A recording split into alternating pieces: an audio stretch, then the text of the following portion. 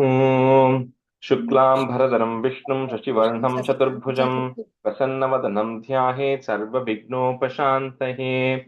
ॐ सहना भवतु, सहनौ भुनक्तु, सह वीर्यं करभावहै, तेजस्विनावधीतमस्तु मा विद्विषावहै।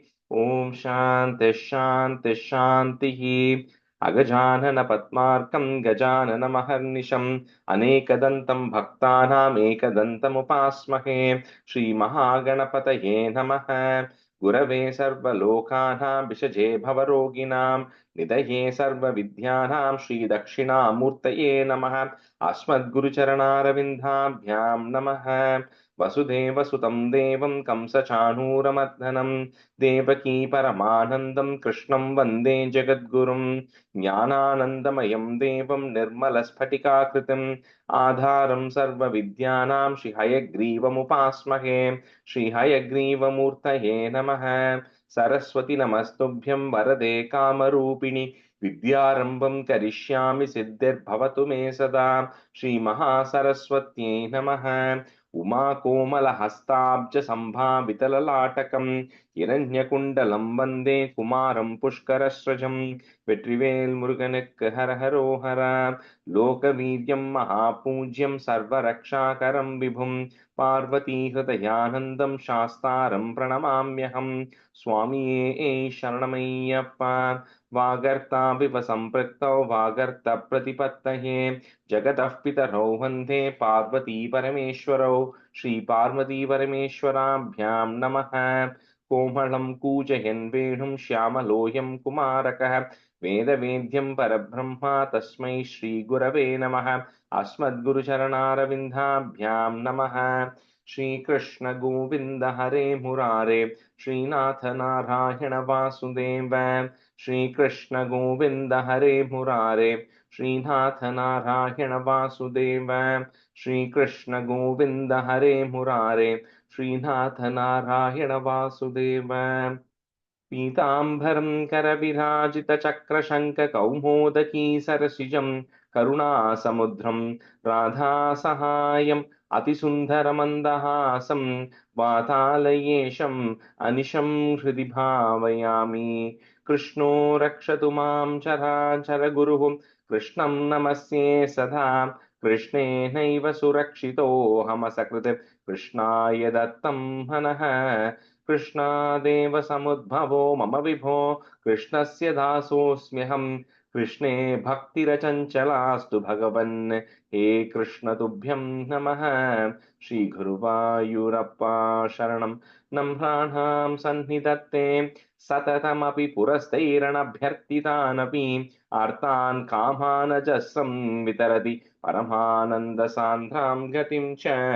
इत्थं निःशेषलभ्यो निरवधिकफलः पारिजातो हरे त्वं क्षुद्रं तं शक्रवाटी ध्रुममभिलषति व्यर्थमर्त्यव्रजोऽयं। श्रीगुरुवायूरप्पा शरणं श्रीभट्टपादम् अनिशं हृदि भावयामि। वंशी विभूषितकरात् नवनीरदाभात् पीताम्बरात् अरुणबिम्बफलादरोष्णात् पूर्णेन्दुसुन्दरमुखात् अरविन्दनेत्रात् कृष्णात् परं किमपि तत्त्वमहं न जाने। കൈരണ്ടും കൂപ്പി ഞാൻ വീണ്ടുമീറക്കുന്നു നീരജലോചന നിന്നോടായി. ഇതിനു മഞ്ഞനെ കുമ്പിടേണ്ട തോറു രീതിയിൽ നീ എന്നെ പാലിക്കന്നായി. കൃഷ്ണ ഹരേ ജയ കൃഷ്ണ ഹരേ ജയ കൃഷ്ണ ഹരേ ജയ കൃഷ്ണ ഹരേ. Good morning, everyone.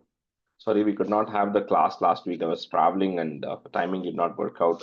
I know a lot of other people are traveling today, so we might not have enough attendance, but I don't want to miss the class. The next week also, we might not have the class. So. Okay, so we finished, I think, 47 up to 8 stanzas, right? So we'll continue from the 9th one today. Ritiji can be student and Maitli Garu, or maybe Anita, you can be student first half. Riti and Anita. So stanza 9. स्तीह्यतां चिरमुलूकलेखले त्यागथा भवनमेव सा यथा Pragulukalabilantare tadha sarpirarpitamadannavastitha. So the last, previous session, we saw how like Yashoda ended up trying to bind Krishna with to the rope to the mortar, right? Because kids complained that Krishna had eaten sand, and then she went and saw all the things. He broke the thing, right? He broke the mortar, the butter. So she went chasing after it. And then eventually she ended up tying. And we saw how she struggled to tie eventually till Krishna decided that it was okay for Yashoda to bind him to that mortar. So that's what happened in the eighth stanza. So the ninth stanza, Yashoda, once she bound Krishna to that mortar, she then went back to take care of all the household duties. She said, Krishna, it's a punishment for you because, you just keep running away from it, and then you broke that butter pot or the curd pot. So this is a punishment for you. And then she made him stand there at a particular spot, and then she went off into the kitchen. So it says when you remember when she found Krishna in that mortar, he was already eating some butter, right? Because he had taken some butter and he had stored it into that mortar, and he was feeding the cats and the monkeys there. So that's what is happening. So while Krishna is bound to the mortar, he continued to eat the butter there. So Stiyatam Chiram Ulukale Khale Tyagata. So you can join those two lines depending on if you have two lines or one line. So put a plus there. Khale Tyagata Bhavanameva Sa Yada Pragulukala Bilantare Tada, comma Sarpirarpitam. You can break it that ma Sarpirarpitam Adanna Vastitaha.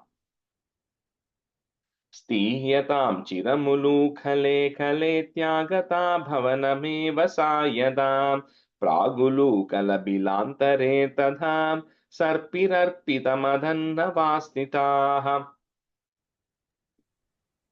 स्थीयतां स्थिरमुलूखले खले त्यागता भवनमेव सा यदा प्रागुलूखलबिलान्तरे तदा सर्पिरर्पितम्, right? सर्पिरर्पितम् अदन्यवास्थिताः. स्थीयतां चिरमुलूखले खले त्यागता भवनमेव सा यदा प्रागुलूखलबिलान्तरे तदा सर्पिरर्पितमदन्यवास्थिताः. स्थीयतां चिरमुलूखले खले त्यागता भवनमेव सा यदा प्रागुलूकलबिलान्तरे तदा सर्पिरर्पितम् अतनवास्तिताः. And the last word, adannavastitaha. अतन्नवास्तिताः. स्थीयतां चिरमुलूकले कले त्यागता भवनमेव सा यथा प्राकुलूकलपिलान्तरे तदा सर्पिरर्पितम् अतन्तवास्तिताः. That's again. यद्यपाशसुगमो विभो भवान् संयतः किमु सपाशयानया एवमादिदिविजैरभिष्टुतो वातनाथ परिपाहि मां गधात्. So finally, when Krishna was tied, the gods, everybody, the sages said, no, it's amazing that Krishna finally got bound. And, this is a kind of a pun or a play around with the words here. So the word pasham has two meanings. Pasham means it's a rope. It also means attachment, right? Pasham, attachment to things. So apasham means one who is not bound by affection or attachment. It also means one who cannot be bound by a rope. So here it says, Krishna, you can only be attained or you can only be controlled by people who have apasham, which means who do not have attachment to you. But how was your mother able to bind you by pasham or conquer you using the rope pasham? So he's just playing with words, right? Eventually, Yashoda finally got control over Krishna. Now Krishna cannot move anywhere, right? So she finally took control over Krishna. Says, how was Yashoda able to attain that? Everybody wondered. With that, this Dashakam comes to an end. Please eradicate all my ailments, O Guru Alpha. Yadya pasha sugamo vibho bhavan, comma. Samyataha is there, put a ich sound to join.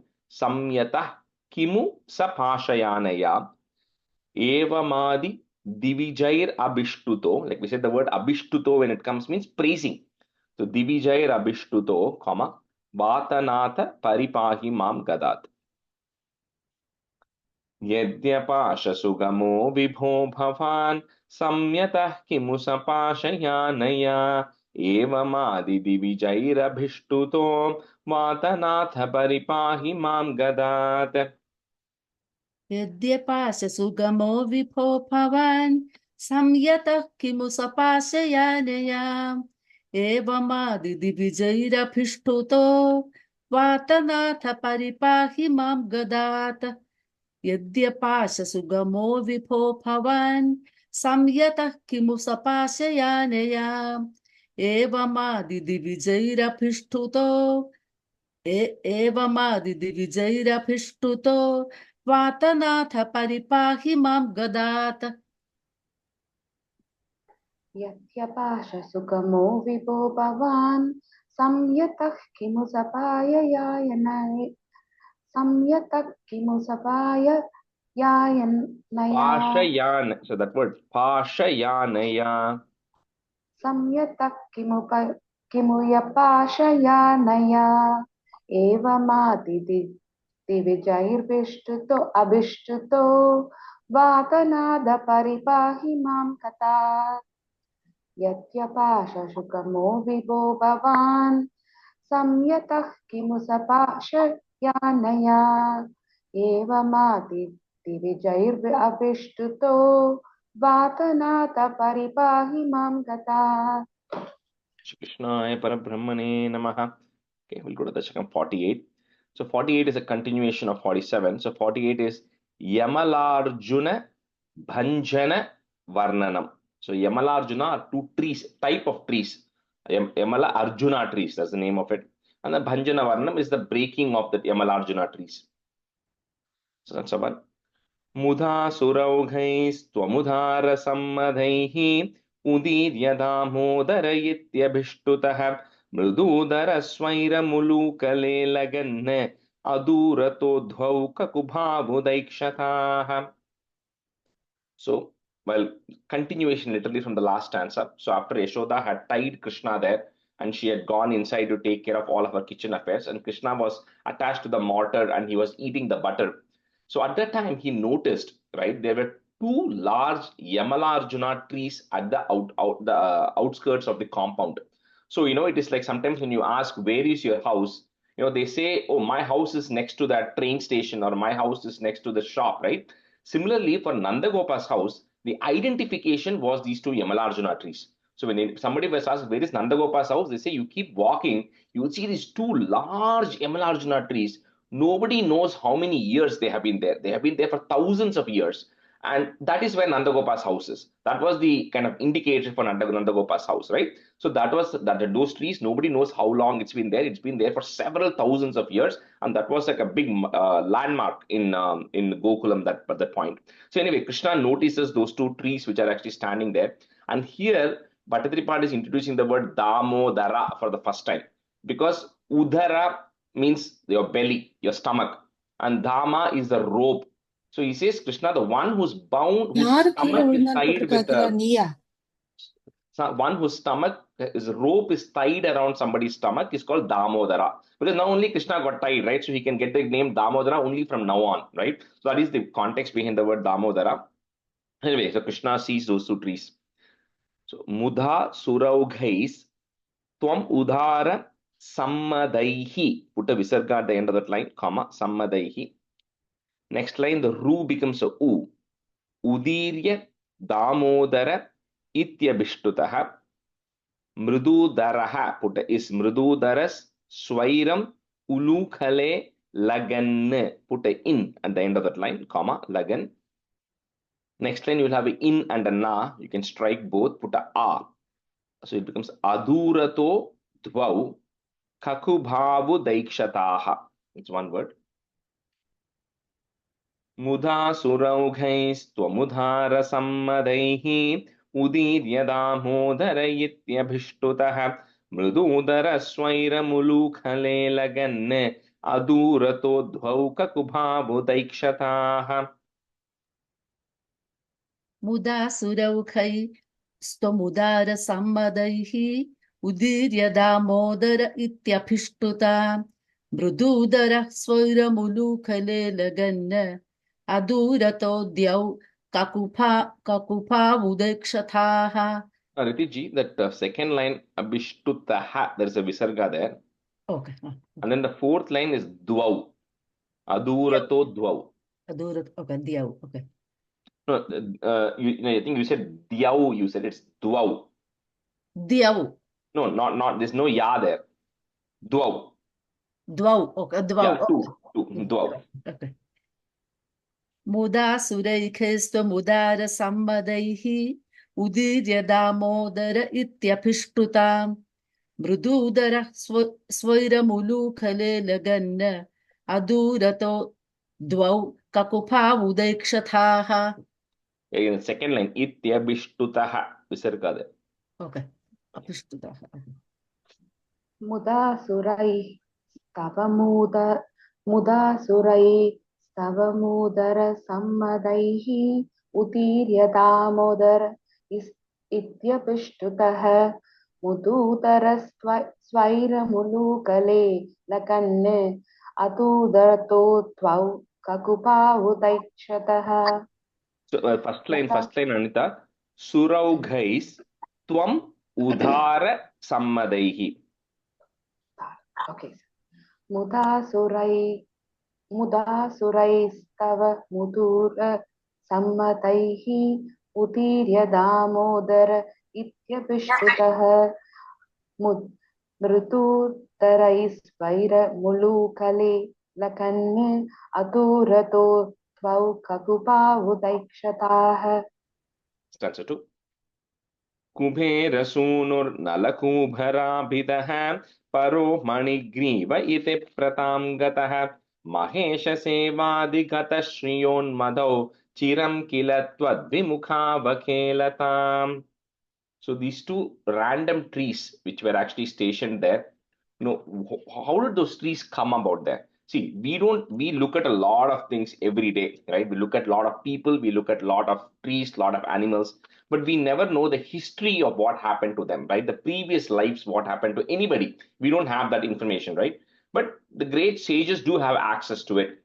So here they're saying that these two trees previously used to be the sons of Kubera, the demigod Kubera, right? So they were called as Nalakubara and Manigriva. Those were the two names. That's what it's coming up there.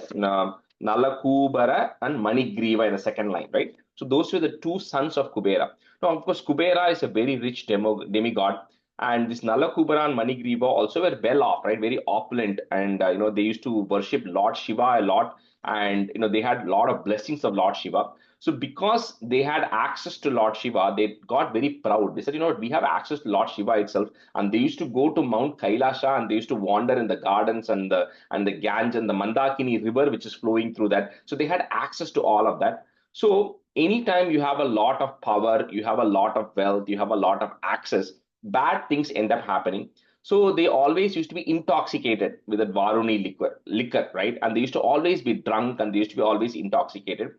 And because of that, what happens is all the religious and the devotion that they had, they started going away from it, right? So that's what it says here. They started going away from you, O Krishna, because they got so overwhelmed with power and everything that they were always intoxicated and they always felt that, they were the most richest in the world and they were the most powerful because they had access to Lord Shiva.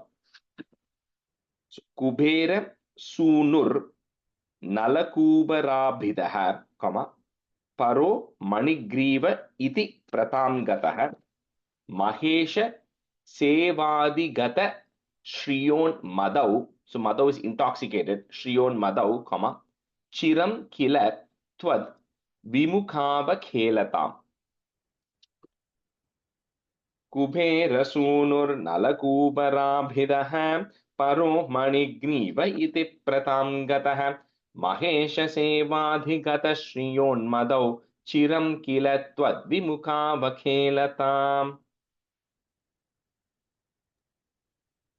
Kuberasунur Nalakubaraphitha Paro Manigriva iti Pratham Gataha Mahesha Sevati Gata Sriyon Madau Siram Kila त्वद्विमुखावखेलताम् कुबेरसूनुर्नलकूबराभितः परो मणिग्रीव इति प्रथां गतः महेश सेवाधिगतश्रियोन्मदौ चिरं किल त्वद्विमुखावखेलताम्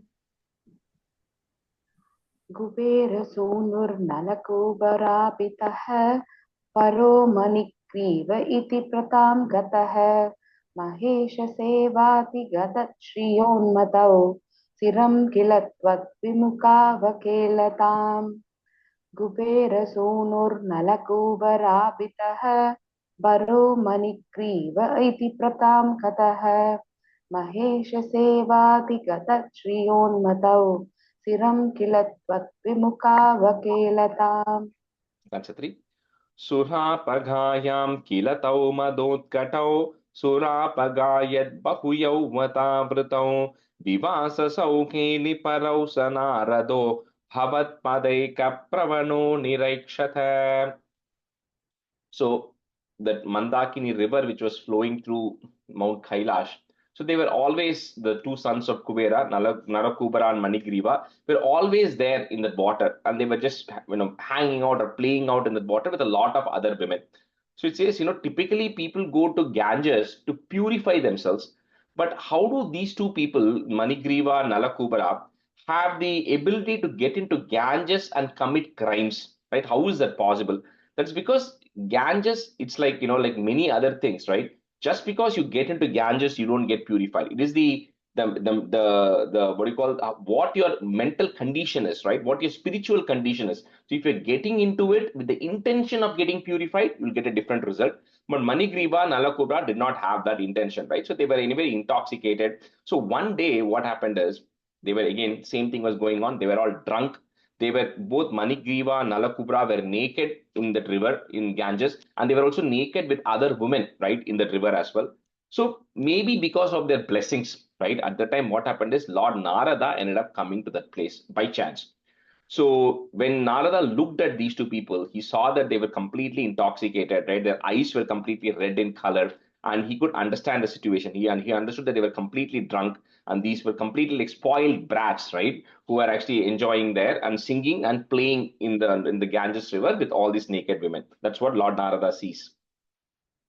So, Surapagayam kila tau madotkatau, comma, Surapagayat bahu yauvatavrutau vivasasau keliparau sa narado, comma, bhavat padaika pravano niraikshata. सुरापगायां किल तौ मदोत्कटौ सुरापगायद् बहुयौवतावृतौ विवाससौ केलिपरौ स नारदो भवत्पदैकप्रवणो निरैक्षत. सुरापगायां किल तौ मदोत्कटौ सुरापगायद् बहुयौवतावृतौ विवाससौ केलिपरौ स नारदो भवत्पदैकप्रवणो निरीक्षताम् सुरापगायां किल तौ मदोत्कटौ सुरापगायद् बहुयौवतावृतौ विवाससौ केलिपरौ स नारदो भवत्पदैकप्रवणो निरीक्षता. सुरापगायां किल तौ मतोत्कटौ सुरापगायद् बहुयौवतावृतौ विवाससौ गेलिपरौ स नारदो भवत्पदैकप्रवणो निरैक्षत. सुरापगायां किल तौ मतोत्कटौ सुरापगायद् बहुयौवतावृतौ विवाससौ केलिपरौ स नारदो भवत्पदैकप्रवणो निरैक्षत. That's a four. भिया प्रियालोकमुपातवाससं पुरो निरीक्ष्यापि मदान्धचेतसौ इमौ भवद्भक्त्युपशान्तिसिद्धये मुनिर्जगौ शान्तिमृते कुतः सुखम्. So when the women there first saw that sage Narada had come, they might not have known who Narada is, but when you sometimes look at somebody, you realize that some great person has come, right? So when they saw that somebody like Narada has come there, So immediately they get very ashamed because they were all naked playing in Ganges. So, so they were afraid that some bad things would happen to them. So they immediately took their garments and they ran away. All the women ran away. However, Nalakubara and Manigriva did not, right? And they continued to remain there in the waters. Kind of, they saw Narada has come, but they completely ignored him. So seeing that these two sons were completely intoxicated by their fame, right, and false prestige that they have, and this is a question that what do you call Parikshit actually asks Shukra Brahmam, saying, how is it that a person of Narada's stature, who's a Brahma Rishi, how can he curse? And you never see Narada cursing anybody. He says, how is it that Narada can give a curse to these people? So he says, Narada does not curse with the intention of hurting them. It is very similar to how a parent sometimes scolds a child because they think that is the right way for the child to improve themselves. Similarly, that's what Narada decides. He says they are just so spoiled that they have to be taught a lesson, but the eventual outcome of that lesson should be such that they are in complete devotion to the Lord. So that is the kind of curse, which is the positive thing, right? Because it's saying you go through a period of suffering so that when you come out of that suffering, you are more in devotion to the Lord. So that's what happens, right? So Narada actually then decides to curse them. So we'll see what he does in the next stanza. And he says, because the primary reason is one cannot be happy, completely happy, unless your mind is completely calm. Otherwise, everything is only temporary happiness. So Narada wanted to make sure that they are always in a state of bliss with a very calm mind. So he's going to give them a curse in the next stanza. Bhiya priya lokam upata vasasam puro nirikshapi madhanda chetasau imau bhavat bhaktyupa shanti siddhaye siddhaye comma munir jagau shanti mrite kutaha puta is kuta sukam भिया प्रियालोकम् उपातवाससं पुरो निरीक्ष्यापि मदान्धचेतसौ इमौ भवद्भक्त्युपशान्तिसिद्धये मुनिर्जगौ शान्तिमृते कुतः सुखम्. प्रियालोकमुपातवाससं पुरो निरीक्ष्यापि मदान्धचेतसौ इमौ भवद्भक्त्युपशान्तिसिद्धये मुनुर्जगौ शान्तिमृते कुतः सुखम्. प्रियालोकमुपातवाससं पुरो निरीक्ष्यापि मदान्धचेतसौ इमौ भवद्भक्त्युपशान्तिसिद्धये मुनिर्जगौ शान्तिमृते कुतः सुखम्. प्रिया लोकमुपातवाससं पुरो निरीक्ष्यापि मतान्तचेतसौ इमौ भवद्भक्तियुपशान्तिसिद्धये मुनिर्जगौ शान्तिमृते कुतः सुखम्. प्रिया लोकमुपातवाससं पुरो निरीक्ष्यापि मतान्धचेतसौ इमौ भवद्भक्तियुपशान्तिसिद्धये मुनिर्जगौ शान्तिमृते कुतः सुखम्. That's fine.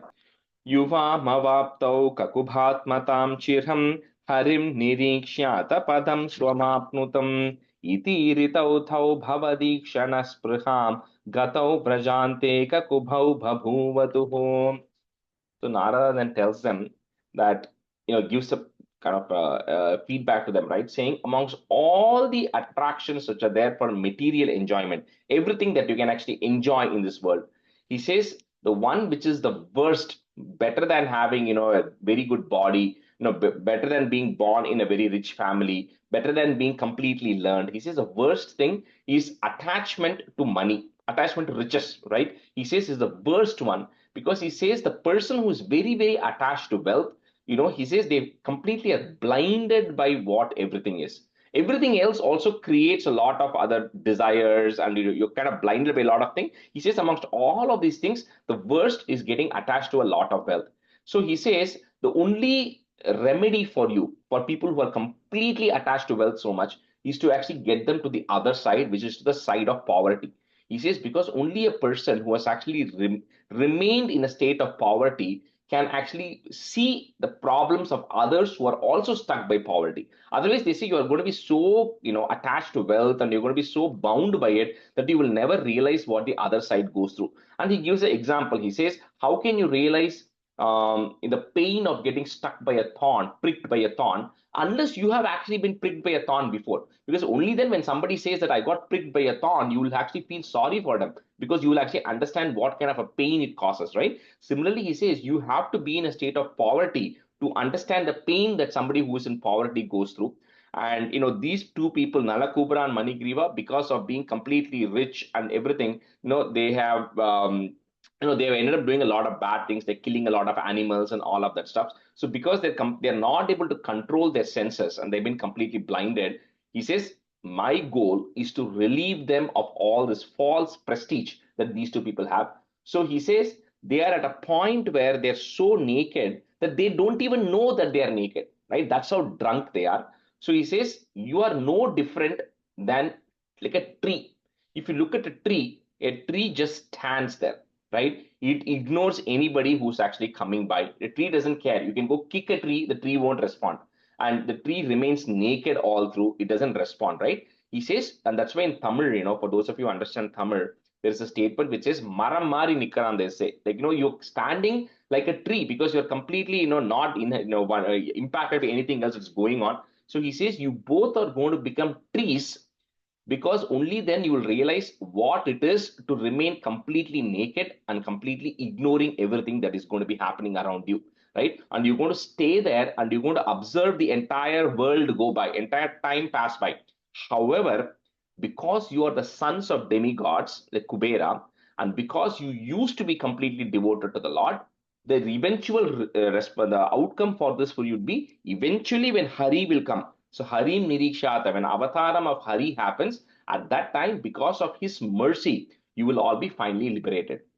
Right, so that's what Narada is a curse that he's actually giving, and that's why it's a blessing for them, because he says eventually you'll get liberated, but I want you to sit there and kind of, if you will still retain your consciousness. That's the important thing. Just like you saw in the Gajendra Moksham, when eventually at the time came, Gajendra remembered, right, what his stuti was. He says similarly, both of you will remember the mistakes you did, but you won't be able to do anything about it, right? You'll just repent through it, being like a tree, and eventually you will get liberated when Hari will come, right? To that. So that's why I'm saying the curse was given long time back, right? So yuvam avaptau kakubhatmatam chiram, comma, harim nirikshyata padam swamapnutam itiritau thau bhavadikshana spriham, comma, gatau brajante kakubhau bhabuvatuhu. So those two became the two Yamalarjuna trees, which ended up coming in Gokulam. That's why nobody knew how long they've been sitting there. Yuvam kakubhatmatam chiram harim nirikshyata padam swamapnutam iti ritau thau bhavadikshana spriham gatau vrajante kakubhau bhabuvatuhu. युवामवाप्तौ ककुभात्मतां चिरं हरिं निरीक्ष्याथ पदं समाप्नुतम् इति ऋतौ तौ भवदीक्षणस्पृहां गतौ व्रजान्ते ककुभौ बभूवतुः युवामवाप्तौ ककुभात्मतां चिरं हरिं निरीक्ष्याथ पदं स्वमाप्नुतम् इति ऋतौ तौ भवदीक्षणस्पृहां गतौ व्रजान्ते ककुभौ बभूवतुः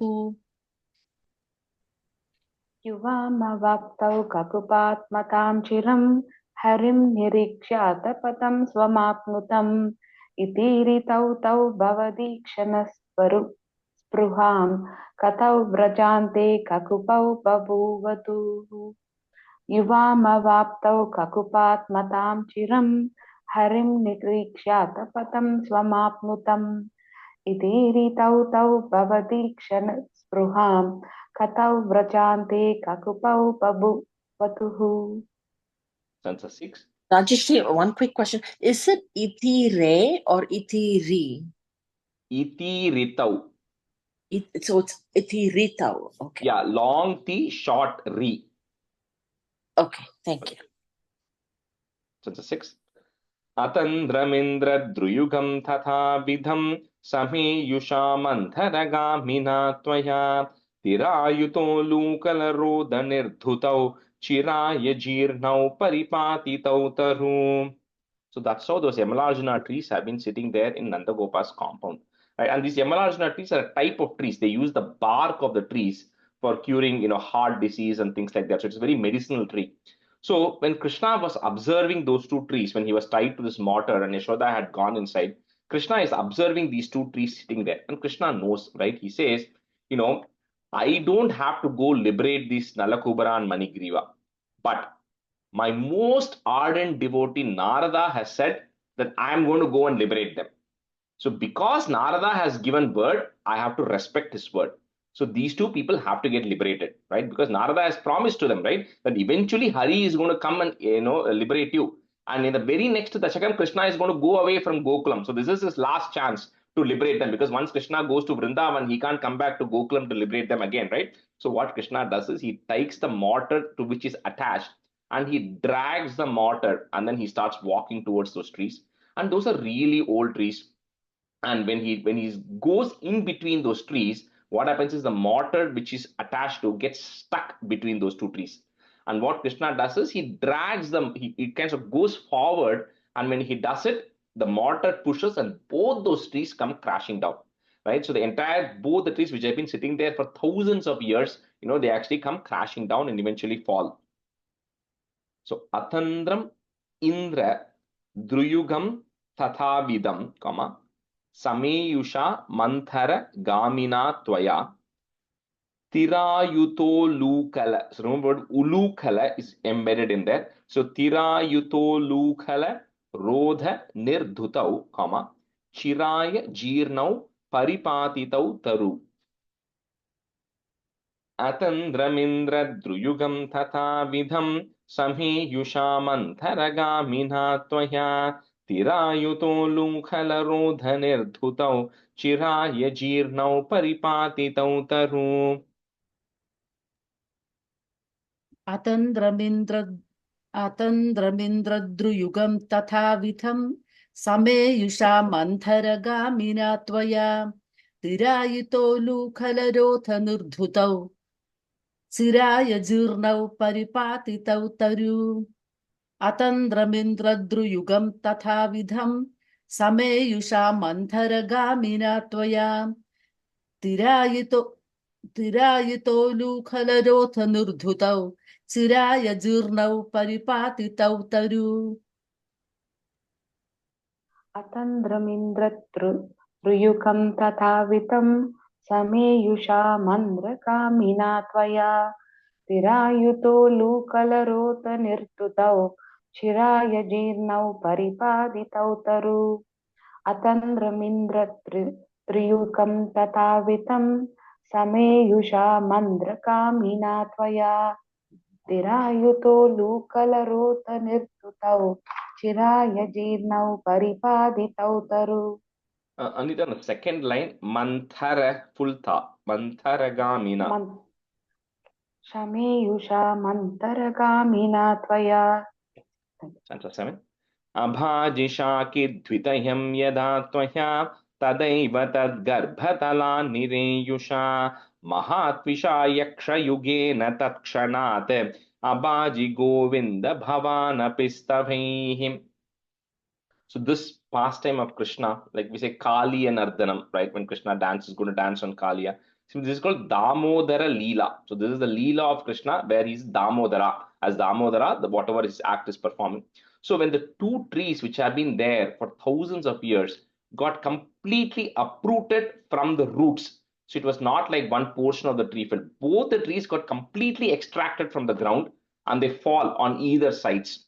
So when they fall on either sides, then from the core, from the garbham of the trees, two yakshas come, right? Two people, two very, holy beings come out.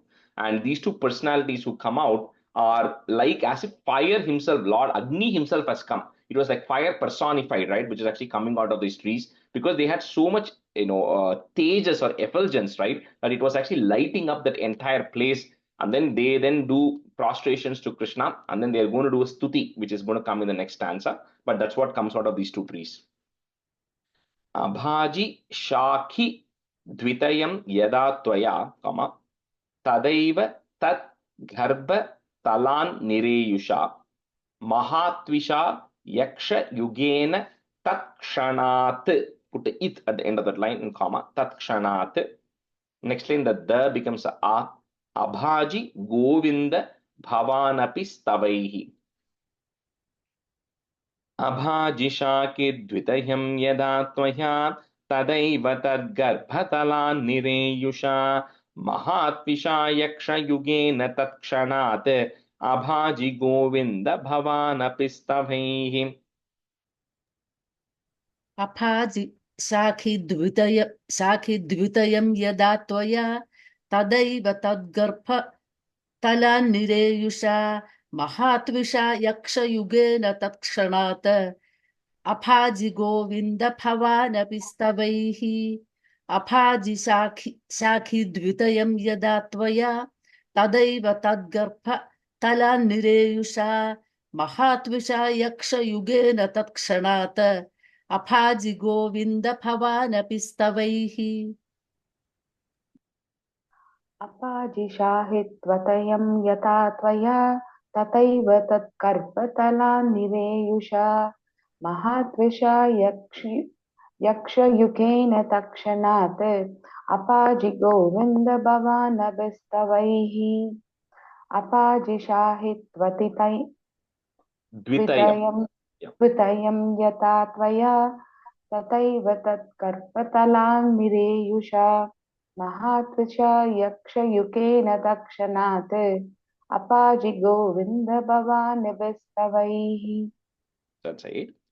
Ihanya bhaktopi sameshyate kramat bhavantametau khalu rudra sevakau muni prasadat bhavadangrimagatau gatau vrinanau khalu bhakti muttamam.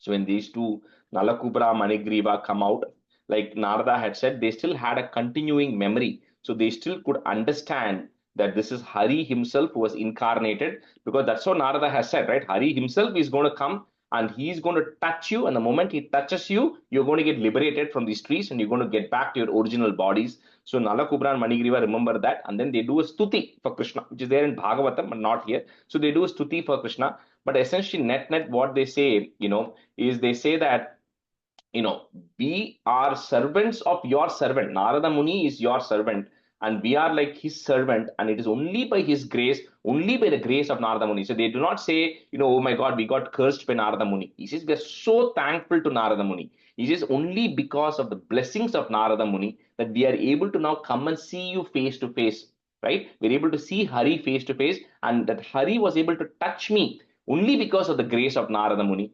And says we completely realized our mistakes. We've learned it because we've been there for thousands of years, right? We've been there as trees and we've realized our mistakes. So now going forward, anything we talk may be about you, anything we hear may be about you, and anything we do may be in prayers to you, O Krishna. With that, they completely surrender to Krishna and say, may our minds always be thinking about you. So please bless us so we get back to our original life, which is as the sons of Kubera, maybe go back as demigods.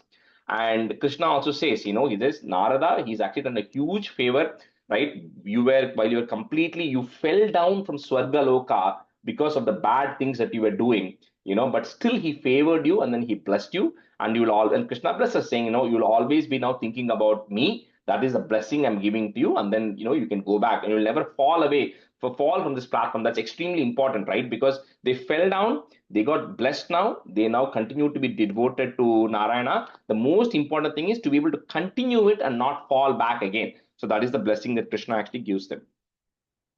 So ihanya bhaktopi sameshyati kramate, bhavantam etau khalu rudra sevakau muni prasadat Bhavadangrim agatau. You can break at that ma if you want. Bhavadangrim agatau, gatau vrinanau khalu bhaktim uttamam. Ihanya bhaktopi sameshyati kramate bhavantametau khalu rudra sevakau muni prasadat bhavadangrim agatau gatau vrinanau khalu bhaktim uttamam. Ihanya bhaktopi sameshyati kramada भवन्तमेतौ खलु रुद्रसेवकौ मुनिप्रसादात् भवदङ्घ्रिमागतौ गतौ वृणानौ खलु भक्तिमुत्तमाम् इहान्यभक्तोऽपि समेष्यति क्रमाद भवन्तमेतौ खलु रुद्रसेवकौ मुनिप्रसादात् भवदङ्घ्रिमागतौ गतौ वृणानौ खलु भक्तिमुत्तमाम् इहान्यभक्तोऽपि समेष्यति क्रमात् भवन्तमेतौ खलु रुद्रसेवकौ मुनिप्रसादात् भवतङ्घ्रिमागतौ गतौ वृणानौ खलु भक्तिमुत्तमाम् इहान्यभक्तोऽपि समेष्यति क्रमात् भवन्तमेतौ खलु रुद्रसेवकौ मुनिप्रसादात् भवतङ्घ्रिमागतौ गतौ वृणानौ खलु भक्तिमुत्तमाम्. That's a line. ततस्तरुद्धारणदारुणारवप्रकम्पि सम्पाति निगोपमण्डले विलज्जितत्वज्जननी मुखे क्षिणा व्यमोक्षिनन्देन भवान् विमोक्षदः.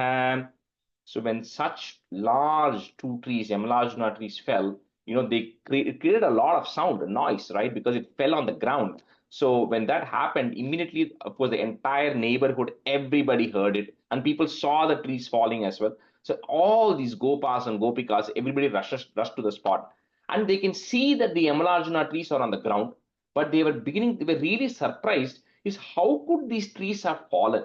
Because these were the two biggest trees that was there in Gokulam, and they had no idea how these trees actually fell down to begin with, right? And then they see Krishna is standing there with his tied to the mortar, and they're wondering how did Krishna actually get to that point either? How did he actually get in between that point, and how this happened? And more importantly, how did Krishna escape?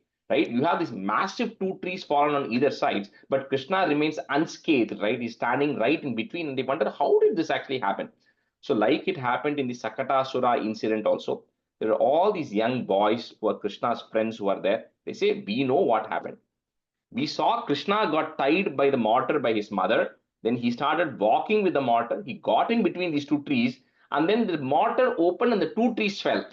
And it is not only the two trees fall, two divine beings, two very effulgent beings also came out. They prostrated to Krishna and then they went away. So all these people say that is impossible.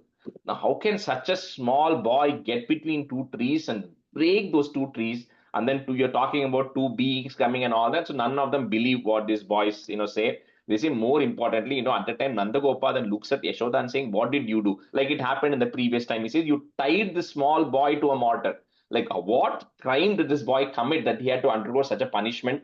And somehow because of our fortune, and I'm kind of continuing to the next stanza also, they're saying somehow because of our fortune, the boy escaped. Imagine such an incident happening, and what if the trees had fallen on Krishna? That would have been the end of Krishna.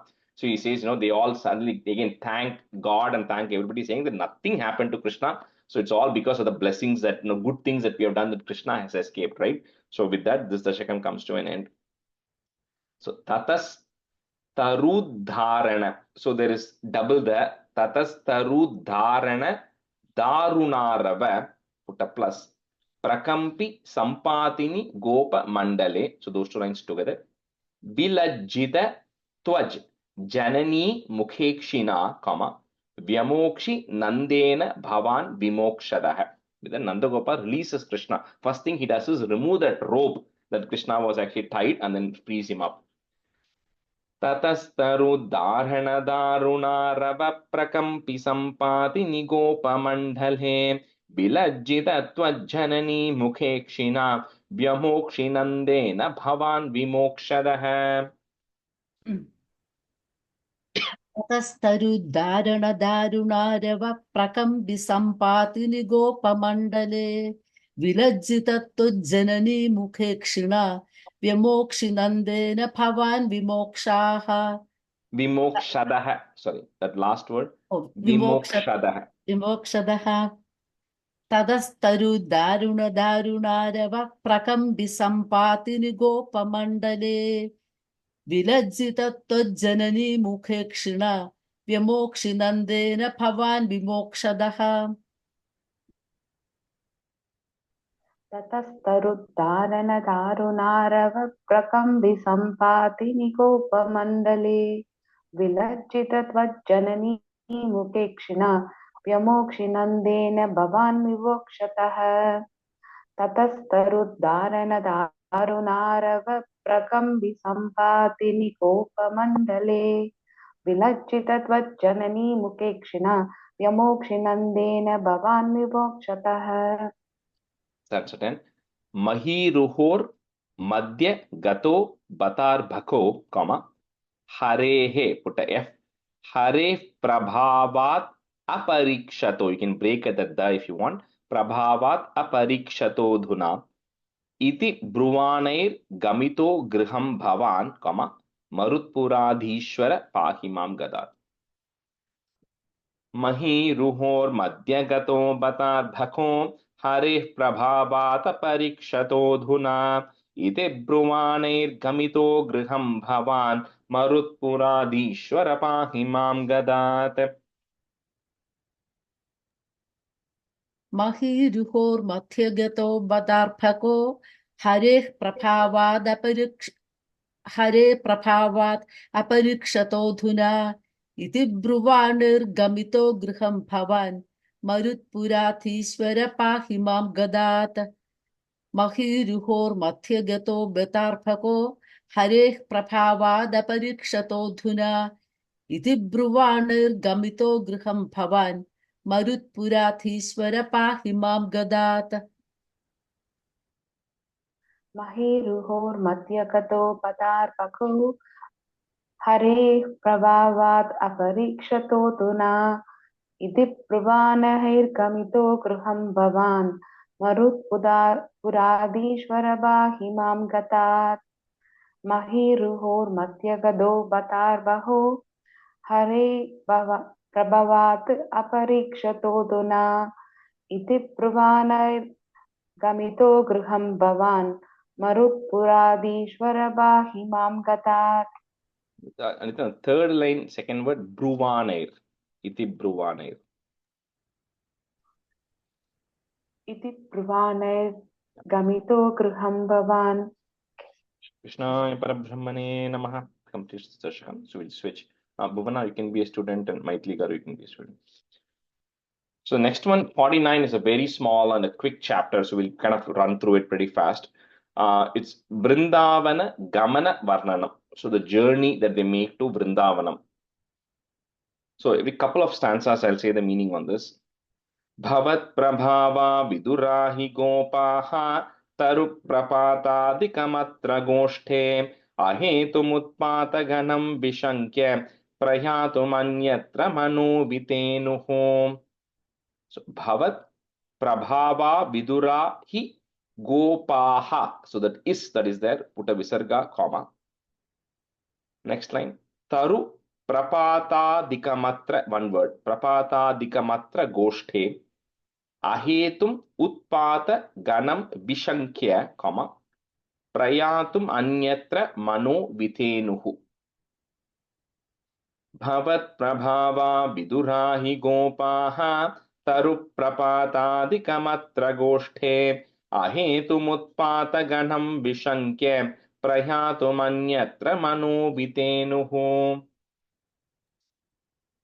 भवत्प्रभावा विदुराहि गोपाः तरुप्रपातादिकमत्र गोष्ठे अहेतुमुत्पातगणं विशङ्क्य प्रयातुमन्यत्र मनोवितेनुः. भवत्प्रभावा विदुराहि गोपाः तरुप्रपातादिकमत्र गोष्ठे अहेतुमुत्पातगणं विशङ्क्य प्रयातुमन्यत्र मनोवितेनुः. भवत् प्रभावा विधुराहि गोपाः तरुप्रपातादिकमत्र गोष्ठे अहेतुमुत्पात गणं विशङ्क्य प्रयातुमन्यत्र मनो वितेनुः. भवत्प्रभावा विदुराहि गोपाः तरुप्रपातादिकमत्र गोष्ठे अहेतुमुत्पातगणं विशङ्क्य प्रयातु मन्यत्र मनोवित्तेनुः. That's a two. तत्रोपनन्दाभिदघोपवर्यो जगो भवत्प्रेरणयैव नूनम् इतः प्रतीच्यां विपिनं मनोज्ञं बृन्दावनं नाम विराजतीति. So when all these incidents happened, especially the falling of the tree, when in Alakubra, the Yamalarjuna trees fell. So all of this, the Gopas and everybody who was there, see, they don't know the greatness of Krishna, right? They don't realize all these things. So when they see all these disturbances, which is actually happening among them, they said something is wrong, and how do we stop all this, right? So they have a meeting. So in that meeting, one of the most senior Gopa called Upananda, so he actually, being much more mature and everything, he says, all so many incidents have happened, right? We've never had all these things happening, but all of a sudden, ever since Rama, Balarama, and Krishna have been actually born, something or the other keeps happening. Once we have this lady called Rakshasi called Putana come, there's escape from it. Then suddenly that cart broke, but Krishna escaped. Then Krishna carried away by the wind, and then the Asura Trinavarta that happened. Krishna escaped, and now again this Yamalarjuna trees, the two big trees fall. Nothing, somehow the kids escape. See, some bad things always keep happening for these two kids, and it's purely by the blessings of the Lord that these two kids continue to escape. See, maybe this place itself is cursed for us, right? So we should not be, although they've been living in Gokulam for so many years, they say finally, I think the time has come for us to leave Gokulam for the benefit of the two kids. So with that, he says, there's a place I know, it's called Brindavanam. And so you see, a lot of people say Brindavanam. So because in the north, Ba becomes Ba in the colloquial language, right? So Braj Bhumi becomes Braj Bhumi. So Brindavanam is becomes Brindavanam. But it is actually the right word is Vrindavanam, because Brinda means Tulasi trees. Tulasi. Vanam is forest. So it was a forest of Tulasi trees. So that's why it's called Vrindavanam. So he says, I know this place, which is because at the end of the day, they are cow herds. So they need a place where there's water. They need a place where cows can graze. He says, this place, Vrindavanam, is lush with plants and everything. And it's got mountains there. And it's got all the facilities for us to actually settle down there. So he recommends that we all move to Vrindavan as a group and we vacate this place in Gokulam. So all these incidents that have been happening in Gokulam, now everything from now on is going to happen in Vrindavan, right? That's when Krishna actually moves to Vrindavan actually in this. So Tatropa Nandhabhida Gopa Varyo, Jagau Bhavat Preranayeva Noonam. Itaha is there, put a F. Itah Pratichyam Vipinam Manognyam, Vrindavanam Nama Virajatiti, short E. Tatropanaندابھرگوپवर्यो जगौ भवत्प्रेरणयैव नूनम् इतः प्रतीच्यां विपिनं मनोज्ञं वृन्दावनं नाम विराजतीति. तत्रोपनन्दाभिधगोपवर्यो जगौ भवत्प्रेरणयैव नूनम् इतः प्रतीच्यां विपिनं मनोज्ञं बृन्दावनं नाम विराजतीति. तत्रोपनन्दाभिधगोपवर्यो जगौ भवत्प्रेरणयैव नूनम् इतः प्रतीच्यां विपिनं मनोज्ञं बृन्दावनं नाम विराजतीति. तत्रोपनन्दाभिधगोपवर्यो जगौ भवत्प्रेरणयैव नूनम् इतः प्रतीच्यां विपिनं मनोज्ञं वृन्दावनं नाम विराजतीति. तत्रोपनन्दाभिधगोपवर्यो जगौ भवत्प्रेरणयैव नूनम् इतः प्रतीच्यां विपिनं मनोज्ञं वृन्दावनं नाम विराजतीति. The 3 and 4 meaning together as well. Brihad Vanam Tat Khalu Nanda Mukhyaha.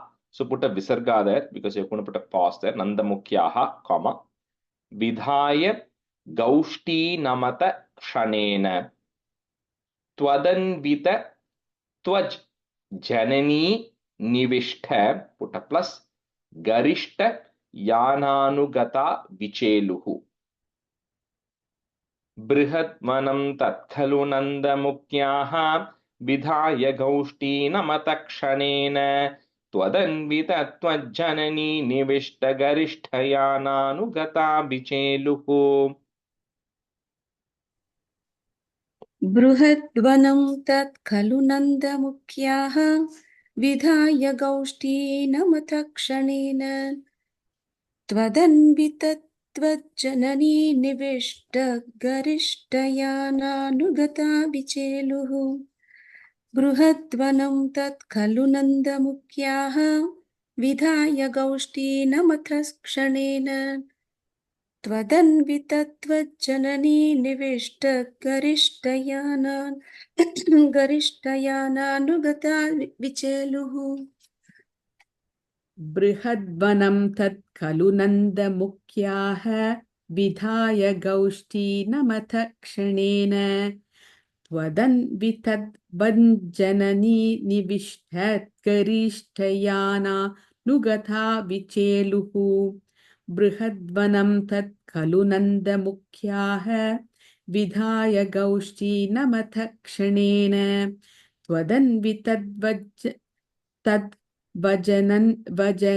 वजननी Sorry, Twadanvita Twaj Janani.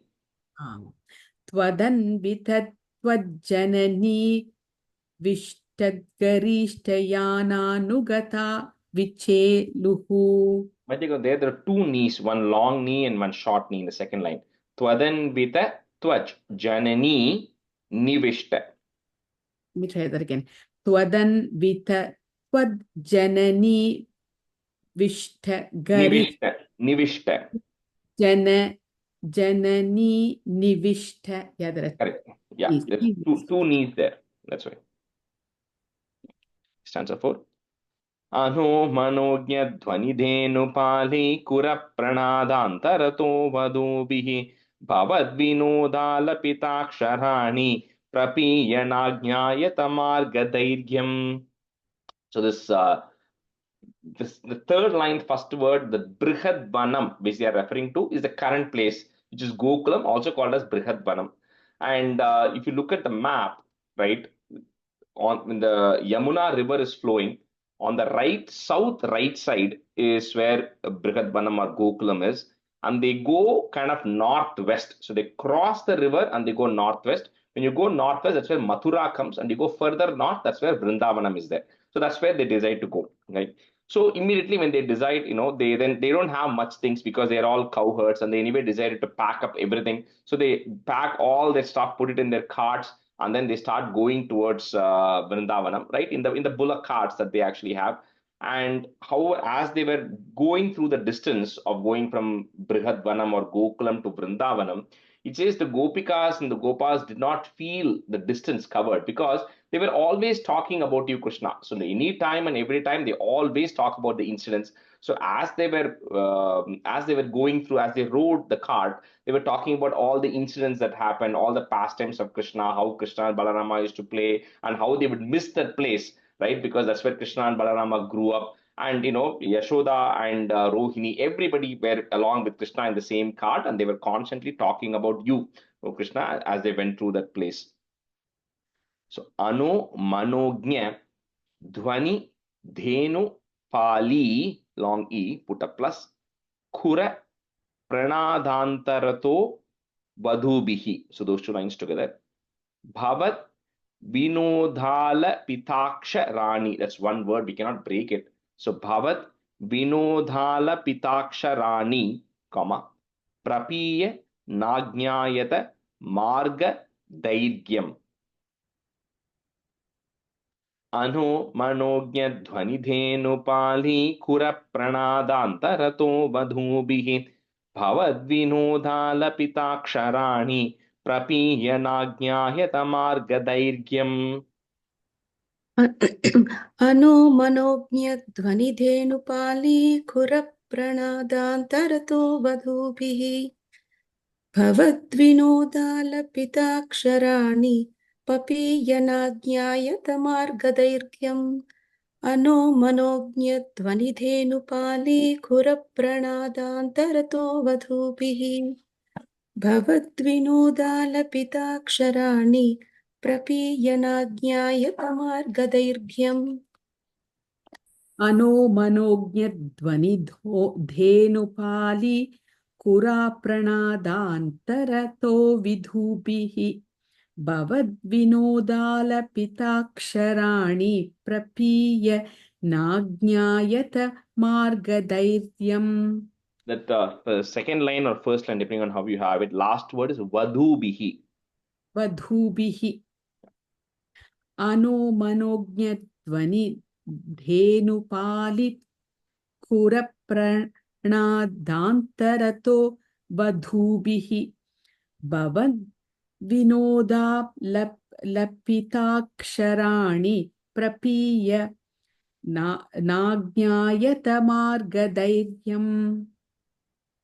Nirikshya Vrindavanam Isha Nandat.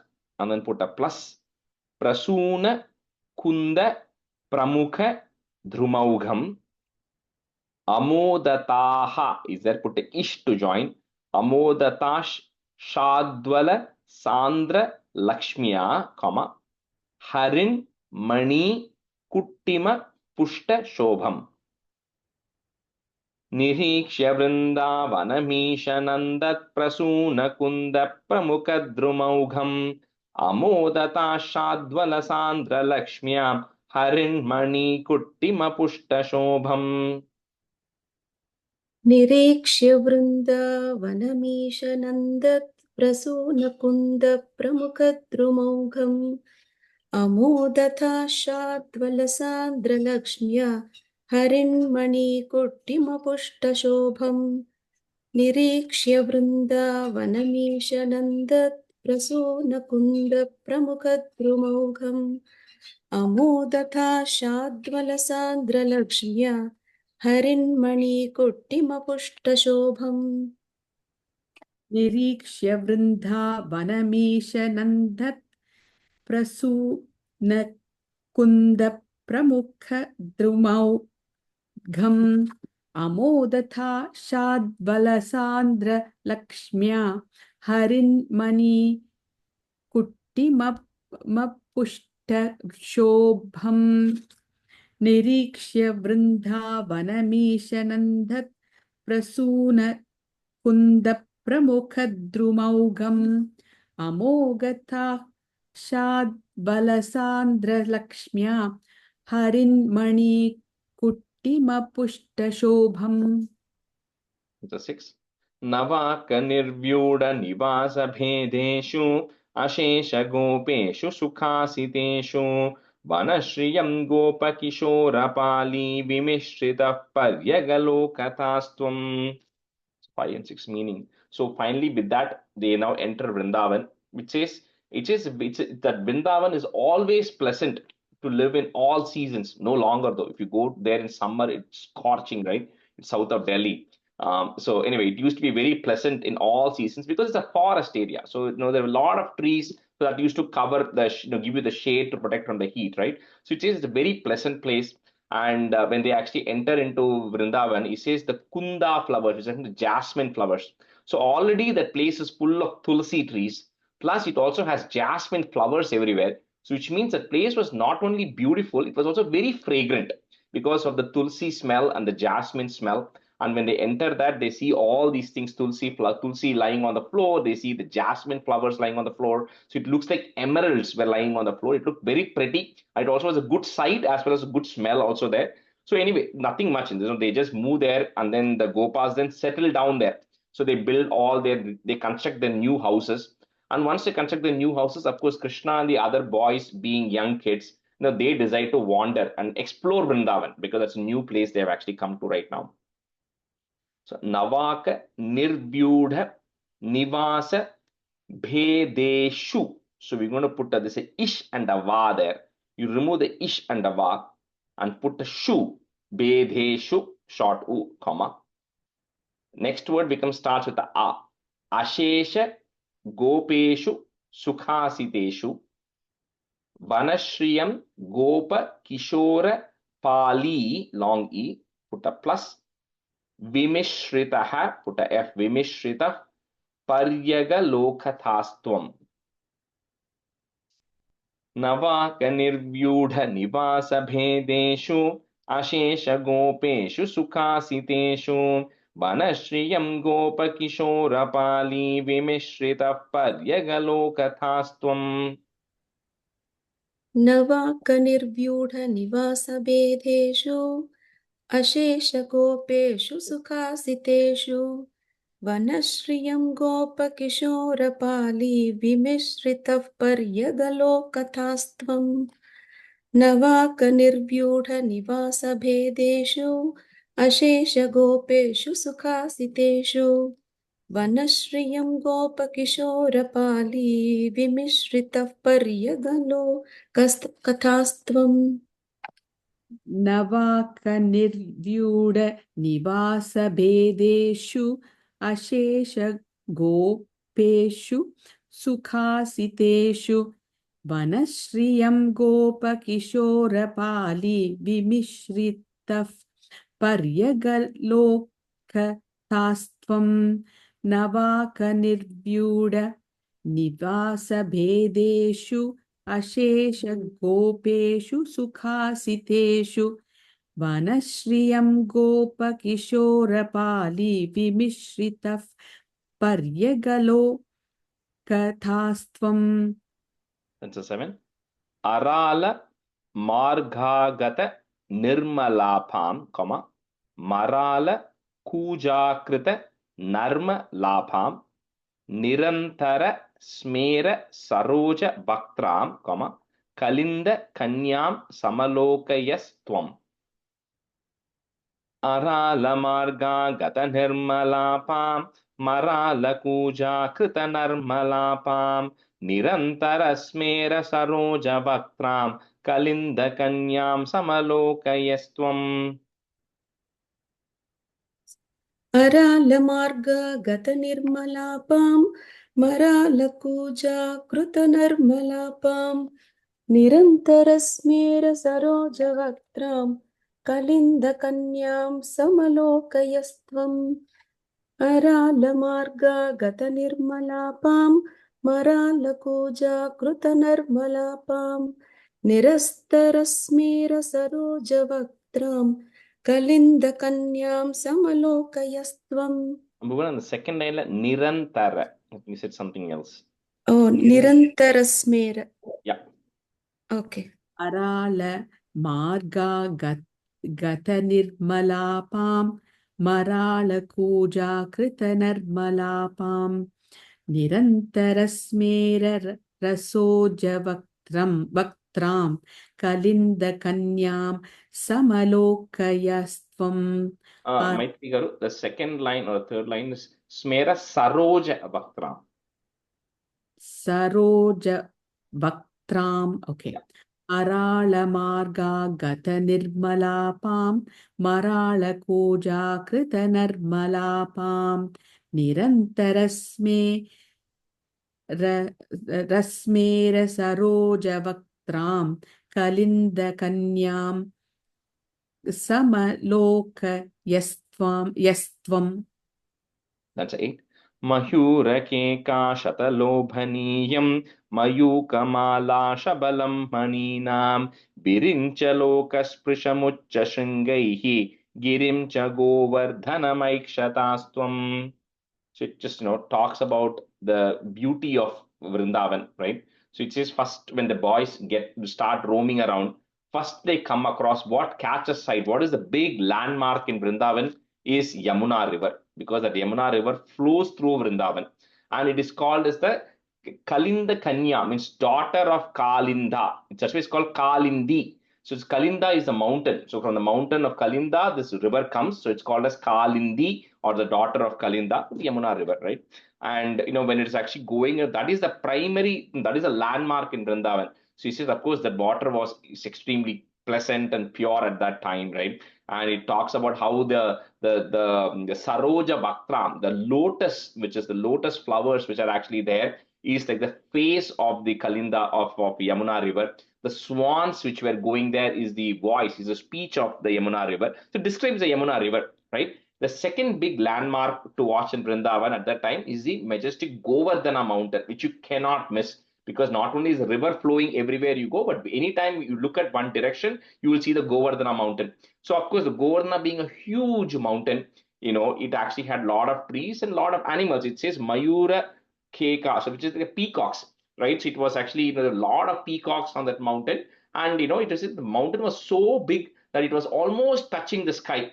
Just talking about the size of the mountain. So those are the two main things the boys see. One is the river that is flowing everywhere, anywhere they go, and anywhere they go, they can look at the mountains, right? The Govardhana mountain.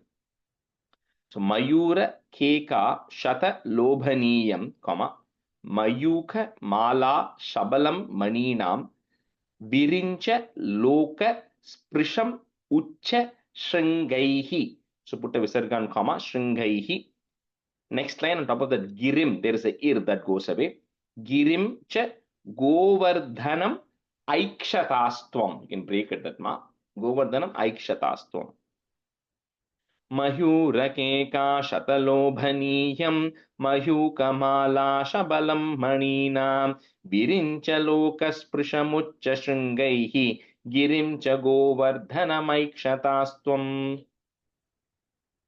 मयूरकेका शतलोभनीयं मयूखमाला शबलं मणीनां विरिञ्चलोकस्पृशमुच्चशृङ्गैः गिरिं च गोवर्धनमैक्षतास्त्वं मयूरकेका शतलोभनीयं मयूखमाला शबलं मणीनां विरिञ्चलोकस्पृशमुच्चशृङ्गैः गिरिं च गोवर्धनमैक्षतास्त्वम् मयूरकेका शतलोभनीयं मयूखमालाशबलं मणीनां विरिञ्चलोकस्पृशमुच्चशृङ्गैः गिरिं च गोवर्धनमैक्षतास्त्वं तस्तास्त्वं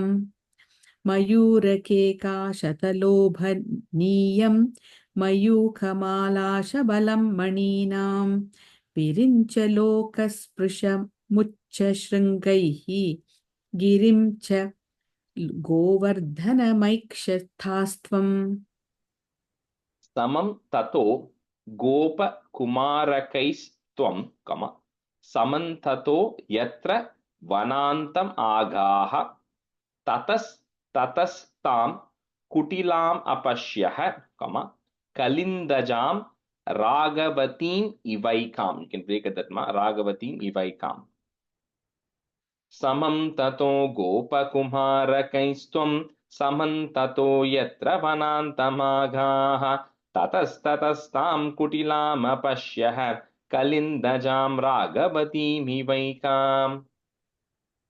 समं ततो गोपकुमारकैस्त्वं समन्ततो यत्र वनान्तमागाः ततस्ततस्तां कुटिलामपश्यः कलिन्दजां राघवतीमिवैकाम् समं ततो गोपकुमारकैस्त्वं समन्ततो यत्र वनान्तमागाः ततस्ततस्तां कुटिलामपश्यः कलिन्दजां राघवतीमिवैकाम् समं ततो गोपकुमारकैस्त्वं समन्ततो यत्र वनान्तमागाः ततस्ततां कुटिलामपश्यः कलिन्दजां राघवतीमिवैकाम् that line has two tatastam. ततस्ततस्ताम् okay. समं ततो गोपकुमारकैस्त्वं समन्ततो यत्र वनान्तमागाः ततस्ततां Tatastam.